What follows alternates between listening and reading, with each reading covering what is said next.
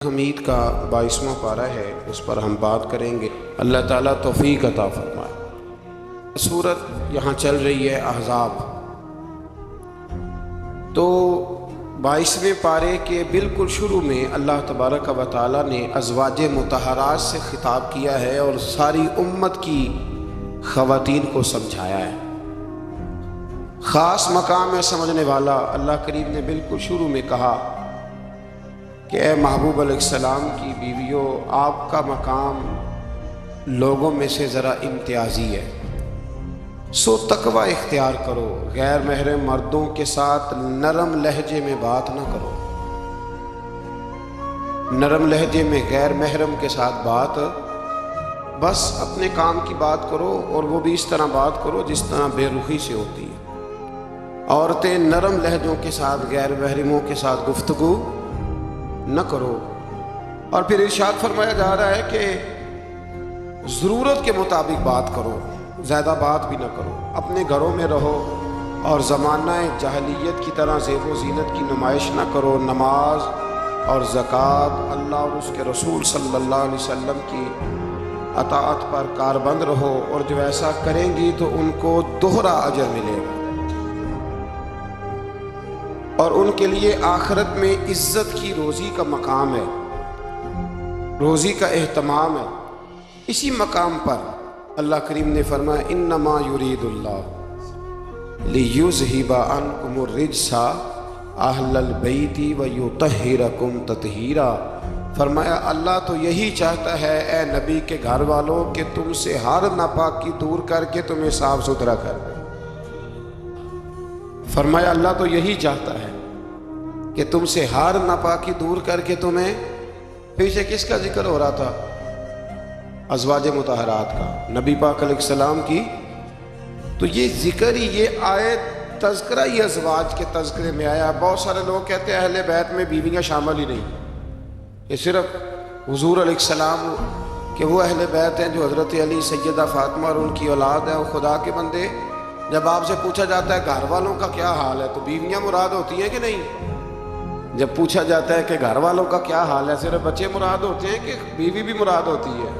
تو یہ عجیب فلسفہ ہے کہ یہاں لوگ کیا کرتے، کہتے ہیں صرف اہل بیت سے حضور صلی اللہ علیہ وسلم کے اولاد مراد ہے، بیویاں مراد نہیں۔ تو یہ سرے سے بات ہی درست نہیں ہے۔ جب اہل بیت کی بات ہوگی تو حضور کی ساری ازواج اہل بیت میں شامل، یہ سمجھ لے بات، کیونکہ یہاں تذکرہ ہی ازواج مطہرات کا چلا آ رہا ہے۔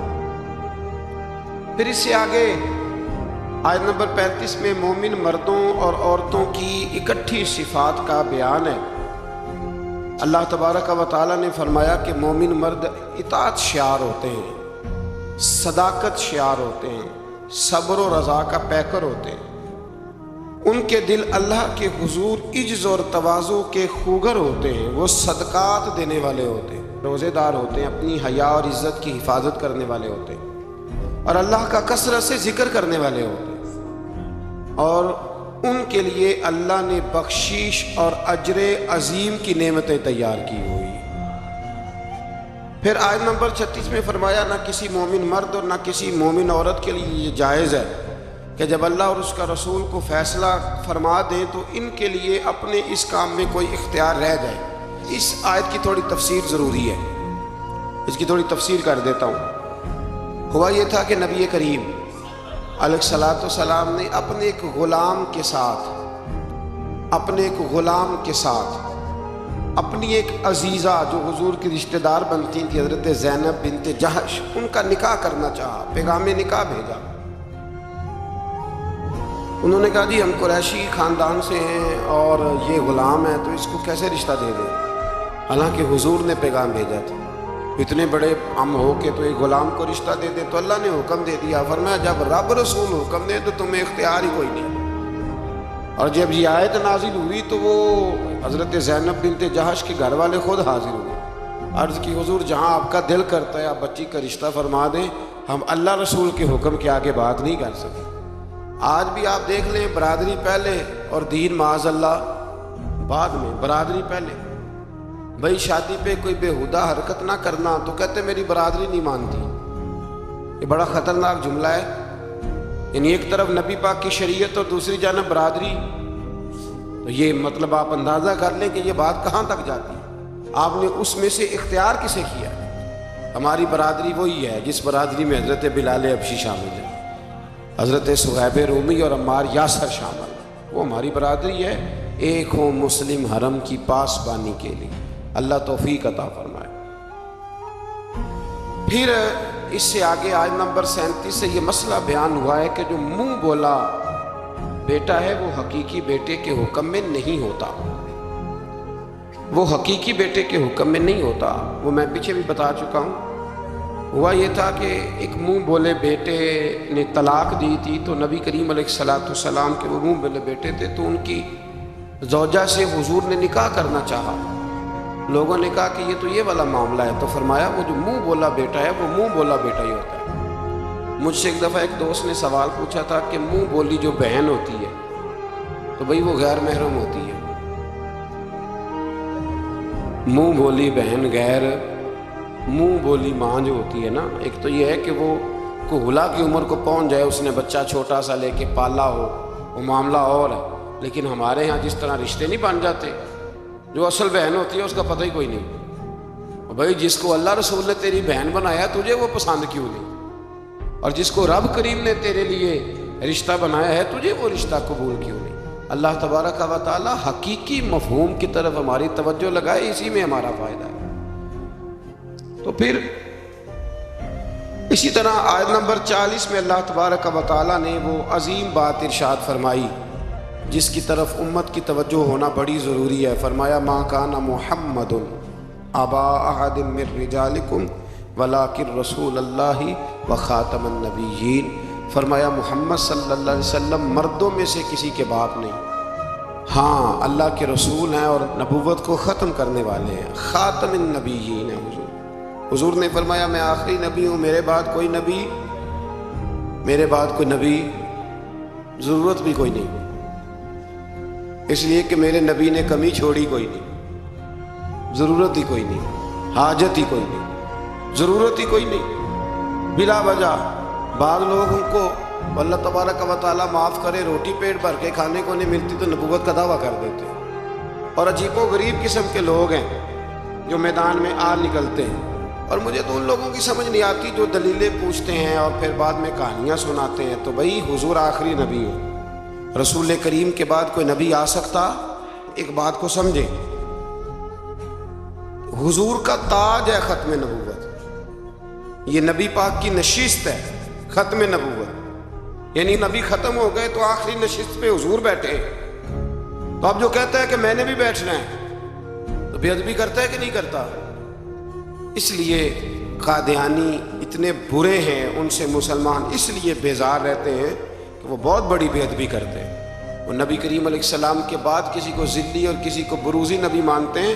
بھائی رسول کریم پر نبوت ختم ہو گئی، اور نبی کریم علیہ السلام فرماتے ہیں میرے بعد کوئی نبی، فرمایا اگر کوئی ہو سکتا ہوتا نا تو خطاب کا بیٹا عمر ہوتا، جن میں صفتیں ہیں لیکن جو ہو سکتے تھے جب وہ نہیں ہوئے، جو ہو سکتے تھے تو ایک کانا آدمی، وہ کانا تھا مرزا، ایک آنکھ سے کانا تھا، اور عجیب اس کے باتیں تھیں، بڑے بڑے عجیب اس کو امراض تھے، اس نے اٹھ کے دعویٰ کر دیا۔ تو بڑے بڑے عجیب لوگ ہیں نا، ماننے والے تو شیطان کو بھی مانتے جاتے ہیں، معاذ، ماننے والے تو سب کو مل جاتے ہیں۔ اللہ تبارک و تعالی ہمیشہ حق پر استقامت عطا فرمائے۔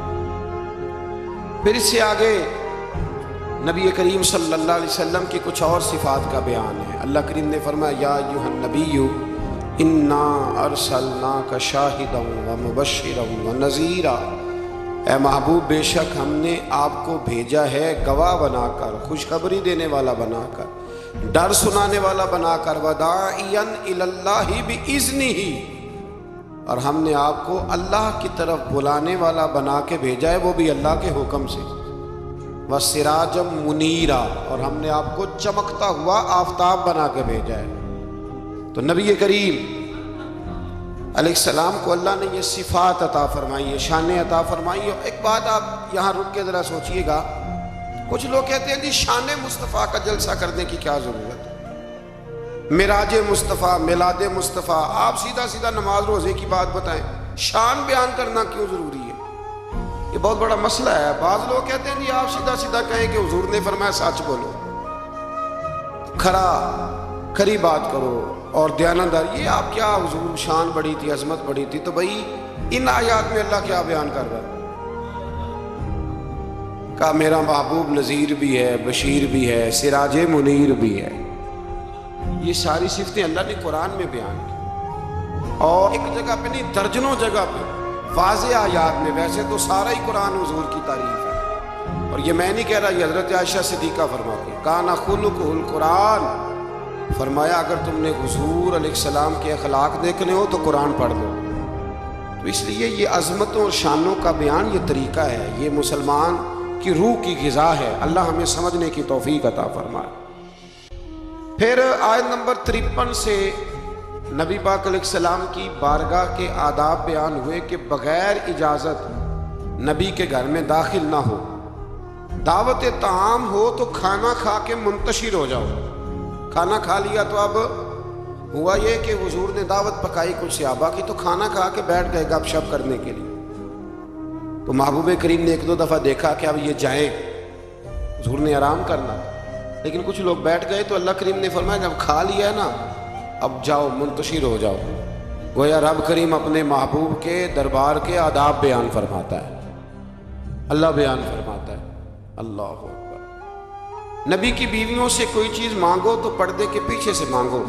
نبی کی بیویوں سے آپ کی رحلت کے بعد دائمی طور پر مسلمانوں کا نکاح ممنوع ہے۔ اپنے کسی بھی عمل سے اللہ اور اس کے رسول صلی اللہ علیہ وسلم کو تکلیف نہ دو۔ شان رسالت میں عظیم ترین آیت ہے، آیت نمبر 56، بڑی عظیم آیت۔ کون سی بلا؟ ان اللہ وملائکتہ، فرمایا بے شک اللہ اور اس کے فرشتے یصلون علی النبی، نبی کریم پر درود بھیجتے ہیں۔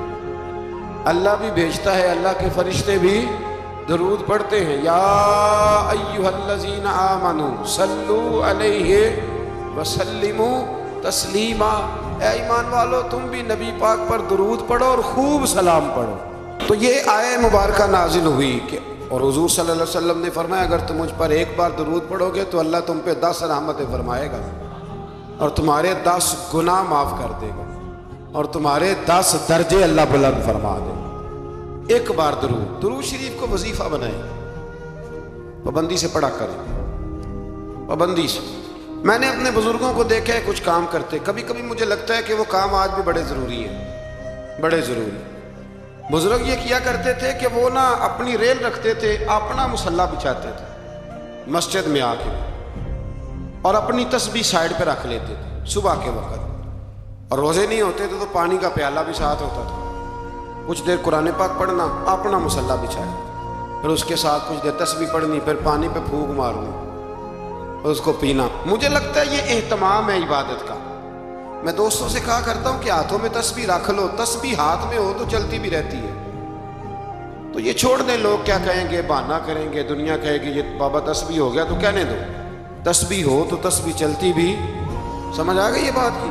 تو اہتمام کریں، یہ 20 منٹ 10 منٹ مصلی پہ بیٹھ کے درود شریف پڑھیں۔ ہمیں موقع مل جائے تو ہم پڑھ لیتے ہیں۔ کچھ کہتے ہیں میں گاڑی چلاتے چلاتے پڑھتا ہوں، میں نے کہا یہ سارے طریقے ٹھیک ہیں، پر میری رائے یہ ہے کہ مصلی بچھا کے، خوشبو لگا کے، اچھے کپڑے پہن کے، مدینے کی طرف منہ کر کے، یعنی حضور کی بارگاہ میں سلام عرض کرنا ہے نا جی، حضور کی بارگاہ میں، تو پھر پورے اہتمام سے سلام پڑھیں۔ اللہ توفیق عطا فرمائے۔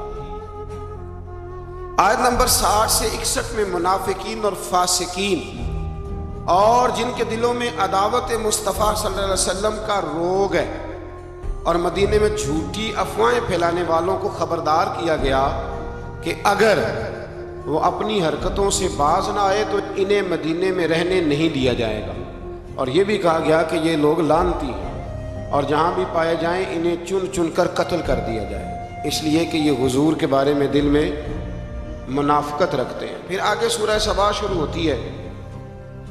اس سورت کی آیت نمبر 9 میں دشمنان رسول صلی اللہ علیہ وسلم کے لیے عبرتناک عذاب کی وعید ہے۔ آیت نمبر 10 سے حضرت داؤد علیہ السلام کے معجزات کا ذکر ہے۔ کہ انہیں یہ فضیلت دی گئی کہ پہاڑ اور پرندے ان کے ساتھ تسبیح کرتے تھے۔ حضرت داؤد تسبیح کرتے تو پہاڑ بھی تسبیح کرتے، پرندے بھی۔ داتا علی اجویری نے ایک بات لکھی ہے، کہتے ہیں کہ حضرت حبیب بن اسلم رائی تھے، داتا صاحب نے 1000 سال پہلے لکھا ہے۔ وہ کسی سے ملتے نہیں تھے، دوپہر کے وقت بکریاں لے کے جنگل میں چلے جاتے، ملتے نہیں۔ ایک بندہ بڑی دور سے آیا، کہنے لگا میں نے ملنا ہے۔ انہوں نے کہا بابا اس ٹائم نہیں ملتا۔ کہنے لگا اللہ کا بندہ ہے نا، تھوڑا ناراض ہی ہو جائے گا، چلا جاتا۔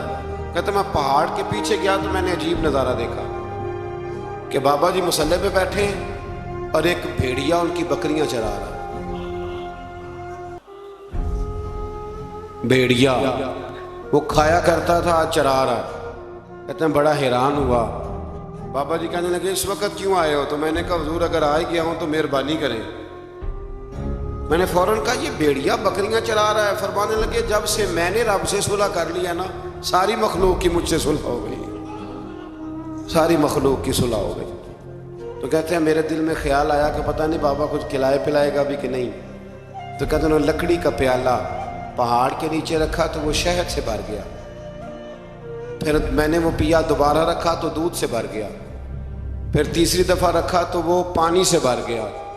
تو کہتے ہیں کہ میں بڑا حیران ہوا۔ تو کہنے لگے حیرانگی والی کون سی بات ہے؟ اگر بنی اسرائیل کے نبی دعا کرے اپنی نافرمان قوم کے لیے تو اللہ انہیں پہاڑوں سے پانی دے دیتا ہے۔ میں تو محمد عربی کا وفادار غلام ہوں، مجھے نہیں اللہ عطا کرے گا؟ یہ میں ساتھ ساتھ بزرگوں کی باتیں اس لیے کرتا ہوں جب بنی اسرائیل کا ذکر آتا ہے کہ میرے نبی پاک نے فرمایا علماء امتی کا انبیاء بنی اسرائیل، میری امت کے علماء اولیاء بنی اسرائیل کے نبیوں کی طرح ہوں گے۔ تو حضرت داؤد علیہ السلام کے ساتھ پرندے اور پہاڑ تسبیح کرتے تھے۔ لوہا ان کے لیے نرم کر دیا گیا تھا اور وہ زرہیں بناتے تھے اور باندھنے کے لیے ان میں کڑیاں بھی ڈالتے۔ اسی طرح سلیمان علیہ السلام کے معجزات کا ذکر ہے کہ ہوا ان کے تخت کو تیز رفتاری کے ساتھ اڑا کر لے جاتی تھی اور اللہ تبارک و تعالیٰ کے حکم اور اذن سے جنات بھی ان کا حکم مانتے تھے، جنات بھی ان کا حکم۔ اور اس میں ایک واقعے کی طرف بھی اشارہ ہے۔ وہ ہوا یوں کہ حضرت سلیمان علیہ السلام نے نا بیت المقدس بنانی شروع کی تو ڈیوٹی جنوں کی لگا دی۔ فرمایا چلو بناؤ، یہ قرآن مجید میں ذکر ہے۔ حضرت سلیمان علیہ السلام نے جنوں کی ڈیوٹی لگائی تو پتا تھا آپ کو کہ میرا وقت بھی قریب ہے۔ بعض محدثین نے لکھا ہے کہ یہ 12-15 سال کی عمر میں یا 20 سال کی عمر میں بادشاہ بن گئے تھے، بڑی تھوڑی عمر۔ ان کو پتا تھا میرا وقت قریب ہے، تو بیت المقدس جو ہے اس کی تعمیر کا آغاز تو کیا تھا حضرت داؤد علیہ السلام نے، ان کے والد نے۔ وہ وصال کر گئے تھے، ان کو وصیت کر گئے۔ حضرت سلیمان ہم اس کو انہی بنیادوں پر بنا رہے تھے تو ڈیوٹی لگائی جنوں کی کہ بناؤ۔ پتا تھا میرا وقت قریب ہے تو عرض کرنے لگے مالک اگر میں دنیا سے چلا بھی جاؤں تو ان سے پوشیدہ رکھنا، چلا بھی جاؤں تو ان سے پوشیدہ رکھنا، جنوں سے۔ میں پردہ کر گیا ہوں تو اپنی لاٹھی پر ٹیک لگا کے کھڑے ہو گئے، جن کام کرتے رہے، وہ کرتے ہی رہے، کرتے ہی رہے، کرتے ہی رہے۔ ان کو پتا تھا کہ حضرت سلیمان کھڑے ہیں، ذرا بھی حرکت کی نا تو ناراض ہو جائے۔ کچھ نے لکھا ہے کہ کئی مہینے بیت گئے، حضرت سلیمان کھڑے ہیں۔ جب کام مکمل ہو گیا نا تو پھر اللہ نے حکم دیا زمین کو کہ سلیمان کو نہیں، ان کی لاٹھی کو تو کھا جا۔ تو پھر لاٹھی کو زمین نے کھانا شروع کیا۔ وہ لگ جاتی ہے نا کچھ چیزیں لکڑی کو جو کھاتی ہیں، نے کھانا شروع کیا تو ڈنڈا ٹوٹا تو آپ زمین پہ تشریف لائے۔ پھر جنوں کو پتا چلا کہ حضرت سلیمان تو وصال کر گئے۔ کتنی دیر ایسا رہا، اللہ تبارک و تعالی کتنے مہینے نبی، یہ قرآن مجید پڑھ رہا ہوں، آپ 22ویں پارے کی تلاوت کریں تو اگر حضرت سلیمان کتنے مہینے انتقال کے بعد بھی کھڑے رہے تو ان کو کچھ نہیں ہوتا، تو بتائیے نا پھر حضور کا وہ فرمان کتنا حق اور سچ ہے کہ اللہ نے حرام کر دیا ہے زمین نبیوں کا وجود کھاتی ہی نہیں۔ ان اللہ حرم علی الارض ان تاکل اجساد الانبیاء فنبی اللہ حی، فرمایا اللہ نے حرام کر دیا ہے زمین پر وہ نبیوں کے جسموں کو کھاتی۔ اللہ کے ہر نبی زندہ ہے اور وہ رزق دیے جاتے ہیں۔ اللہ سمجھنے کی توفیق دے۔ پھر آیت نمبر 22 سے مشرکین کے باطل معبودوں کی بے بسی کا بھی ذکر ہے، اور یہ کہ اللہ تعالیٰ کے حضور اس کے اذن کے بغیر کسی کو شفاعت کی مجال نہیں، عرض کریں گے وہ اللہ تبارک و تعالیٰ کی اجازت سے کریں گے۔ آیت نمبر 28 میں رسول کریم علیہ السلام کی رسالت عامہ کا ذکر ہے، عام رسالت ہے نبی پاک، کہ آپ کی دعوت پورے عالم انسانیت کے لیے، اور یہ سارا عالم انسانیت آپ کی امت دعوت ہے، اور جن خوش نصیبوں نے ایمان قبول کر لیا وہ امت اجابت ہے۔ ایک ہے نبی پاک کی امت دعوت، تو وہ جس کا اللہ رب ہے نا، ان سب کی طرف حضور رسول بن گیا ہے، یعنی سب کو حضور نے دین کی دعوت دینی ہے۔ ہاں جو دعوت قبول کر لے پھر وہ امت اجابت ہے، قبول کرنے والی امت۔ اگلی آیات میں اسی مفہوم کو بیان کیا کہ اپنے عہد کے جابروں اور متکبرین کو آخرت میں ان کے عہد کے کمزور طبقات کے لوگ یہ کہیں گے کہ ہمارے ایمان سے معرومی کا سبب تم بنے تھے۔ مزید بتایا کہ پچھلی امتوں کے خوشحال لوگ مال و دولت کی فراوانی کو اپنی مقبولیت کی دلیل سمجھتے تھے، کہتے تھے ہم اللہ کے قریبی ہیں اسی لیے تو اتنی مال و دولت دی ہے اللہ نے، اس کو وہ دلیل بناتے تھے۔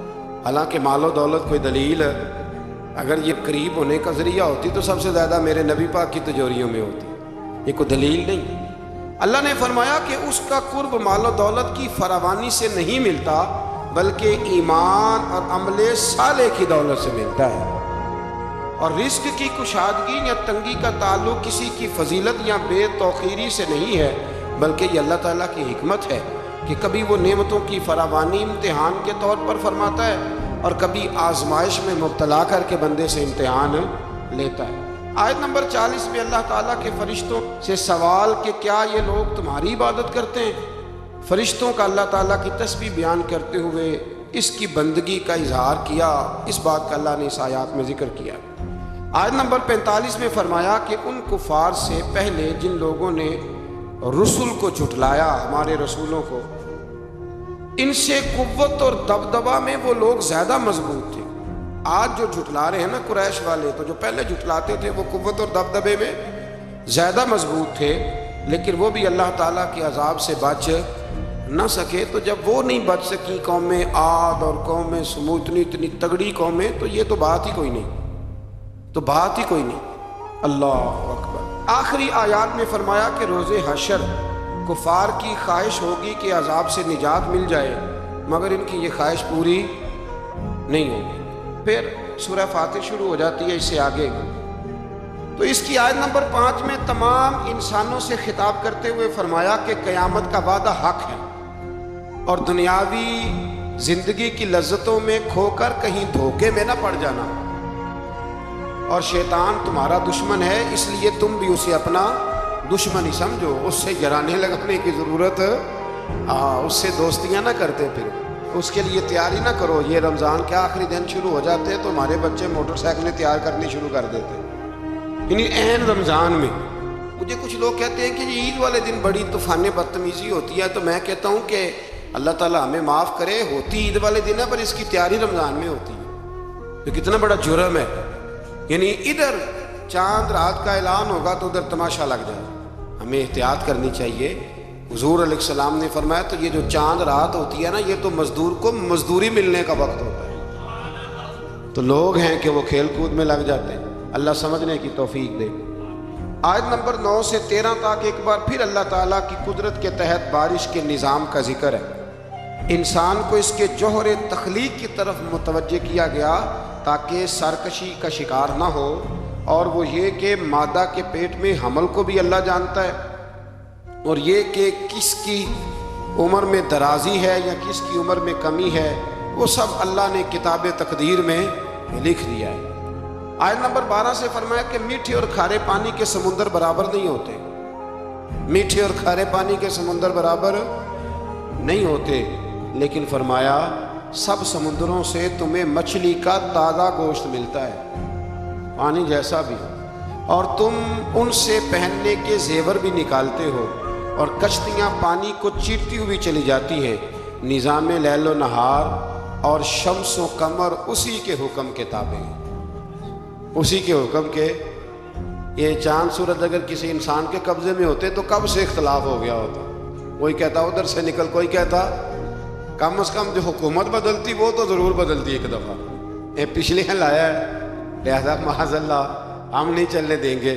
اللہ نے فرمایا یہ اللہ کے تابع ہے. رات دن کا آنا بھی اللہ کے اور نظام شمس و قمر بھی اللہ کا.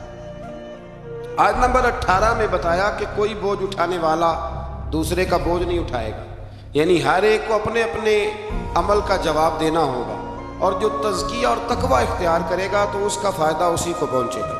پھر فرمایا اندھا اور دیکھنے والا، ظلمت اور نور، سایہ اور دھوپ، زندہ اور مردہ لوگ برابر ہو سکتے نہیں. یہاں کفار اور منکرین کو اندھے، ظلمت، دھوپ اور مردے سے تشبیہ دی گئی، اور گویا اللہ کریم نے اہل ایمان کو آنکھوں والا کہا، نور والا کہا، سائے والا کہا، اور فرمایا یہ ہیں وہ جو زندہ ہیں. کافر زندہ رہ کے بھی زندہ. اقبال نے کہا تھا زندگی زندہ دلی کا نام ہے، اور مردہ دل کیا خاک جیا کرتے. تو دل زندہ ہو تو پھر ہر شے. ایک دانشور کا ایک قول ہے، وہ کہا کرتے تھے رشتے احساس کے ہوتے ہیں، رشتے اور احساس نہ ہو تو پھر رشتے بھی.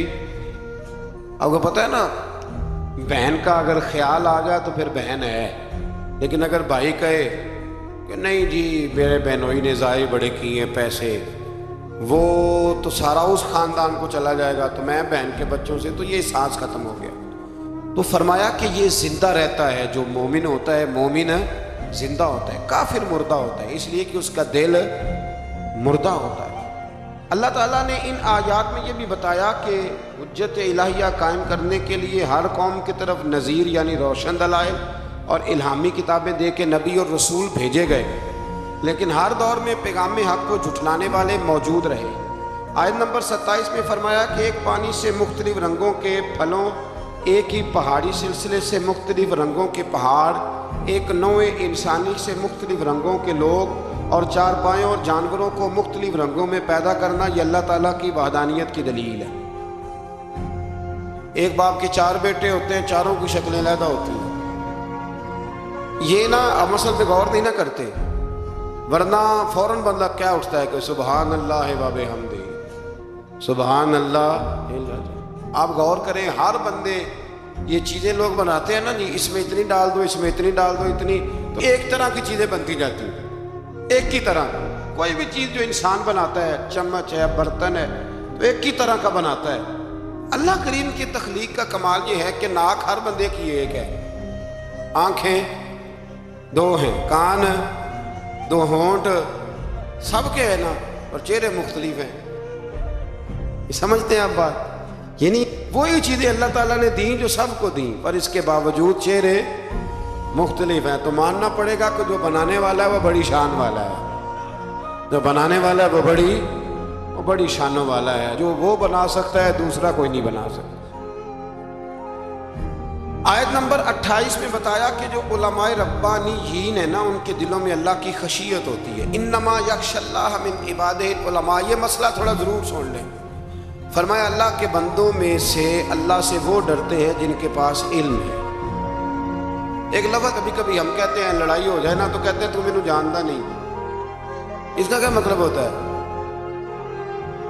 تو مینوں کہتے ہیں نا کچھ لوگ، تو مینوں، اس کا کیا مطلب ہے؟ اس کا مطلب ہے کہ تو میرے سے لڑائی کر رہا ہے، تو میری طاقت نہیں جانتا، میرے تعلقات نہیں جانتا. یہ ترجمہ ہے اس کا. تو میری دولت کو نہیں جانتا، میں کتنے لوگ میرے ہیں چاہنے والے، پیار کرنے والے، یا میرے خاندان والے تو جان. یہ مطلب ہوتا ہے کہ تو مجھے جانتا. جو جانتا ہوتا ہے وہ ڈرتا ہے، جو نہیں جانتا وہ ایسے ہوتا ہے. جو بندہ رب کو جانتا نہیں نا وہ نہیں ڈرتا، اور جو جان لیتا ہے نا وہ ڈرتا ہے. پتہ چل جاتا ہے کتنی قدرتوں والا ہے. میرے رسول کریم علیہ السلام نے فرمایا میں تم سب سے بڑھ کر رب کو جانتا ہوں، اور میں تم سب سے زیادہ اللہ سے ڈرتا ہوں. اس لیے زیادہ باتیں کرنے والا عالم نہیں ہوتا، اللہ سے زیادہ ڈرنے والا عالم ہوتا ہے. جو بندہ کہتا ہے میں کسی کو بولنے نہیں دیتا، میں بڑی کہانیاں سناتا ہوں، تو یہ علم کی علامت نہیں۔ انما یخشی اللہ من عبادہ العلماء، اللہ کے بندوں میں سے جو عالم ہیں وہ اللہ سے ڈرتے ہیں۔ اگر تو زیادہ ڈرتا ہے تو تو بڑا عالم ہے، اگر تو نہیں ڈرتا پھر تو ان پڑھ ہے۔ یہ تو اپنے آپ سے پوچھ لیں۔ اب لوگ کہتے ہیں جو جری ہو جائے، جو بے دریغ بولے وہ عالم ہے۔ نہ بھائی، جو سوچ سوچ کے بولے، جو ڈر ڈر کے بولے، جو احتیاط سے بولے، اصل عالم وہی ہوتا ہے۔ اللہ توفیق عطا فرمائے۔ آیت نمبر 32 میں اللہ تعالیٰ نے اپنے نیک بندوں کی برگزیدہ اور چنیدہ اور نیکی کے کاموں میں سبقت کرنے والے فرما کر جنت کی ان نعمتوں کا ذکر فرمایا جو اللہ تعالیٰ نے ان صالح بندوں کے لیے تیار کی ہوئی۔ پھر آیت نمبر 40 میں مشرکوں کے معبودان باطلہ کا ذکر ہے۔ آیت نمبر 41 سے فرمایا کہ اللہ تعالیٰ آسمانوں اور زمینوں کو اپنے مرکز سے ہٹنے نہیں دیتا، اور اگر وہ اپنے مرکز سے ہٹ جائیں تو اللہ کے سوا کوئی دوبارہ ان کو اپنی جگہ پہ قائم کرنے والا نہیں ہے۔ آیت نمبر 45 میں فرمایا کہ اللہ تعالیٰ لوگوں کی بدعمالیوں کی وجہ سے ان کی گرفت فرماتا تو روئے زمین پر کوئی جاندار زندہ نہ ہوتا۔ اگر اللہ تعالیٰ لوگوں کے گناہوں کی وجہ سے ان کو پکڑتا تو پھر کوئی موجود مر گئے ہوتے، سارے ختم ہو گئے ہوتے۔ لیکن وہ ایک وقت مقررہ تک انہیں ڈھیل دے رہا ہے، بس جب ان کا وقت آ جائے گا تو اللہ تعالیٰ اپنے بندوں کو خوب دیکھ رہا ہے۔ اللہ تعالیٰ ہم سب کی حاضری کو مقبول فرمائے۔